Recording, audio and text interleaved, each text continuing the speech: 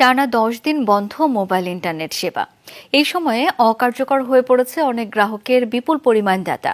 সেবা চালুর পর অব্যবহৃত ডাটা ফেরত চান গ্রাহকরা। এর মধ্যে ইন্টারনেট বন্ধ থাকাকালীন গ্রাহকের অব্যবহৃত ডাটা ফেরত দেওয়ার আহ্বান জানিয়েছেন টেলিযোগাযোগ প্রতিমন্ত্রী। এই বিষয়ে উদ্যোগ নিতে নিয়ন্ত্রক সংস্থার কাছে করণীয় জানতে চেয়েছে মোবাইল অপারেটররা। খামেরা তো দাগ হয় কিভাবে? এই যে ভাবি, দাগও যাবে রাগও যাবে। নিম চাকা সুপার হোয়াইট। 18 জুলাই থেকে বন্ধ মোবাইল ইন্টারনেট সেবা। পূর্ব ঘোষণা ছাড়া দীর্ঘ সময় সেবা বন্ধ থাকায় ভোগান্তিতে কোটি কোটি গ্রাহক ফেরত চান অব্যবহৃত ডাটা। গ্রাহকদের অভিযোগ, গেল 10 দিনে অনেকের ব্যালেন্সে বিপুল পরিমাণ ডাটা কেনা থাকলেও ব্যবহার ছাড়াই তার মেয়াদ শেষ হয়ে গেছে। এমনকি জমাকৃত ডাটা ক্যারি ফরওয়ার্ডের মেয়াদও নেই অনেকের।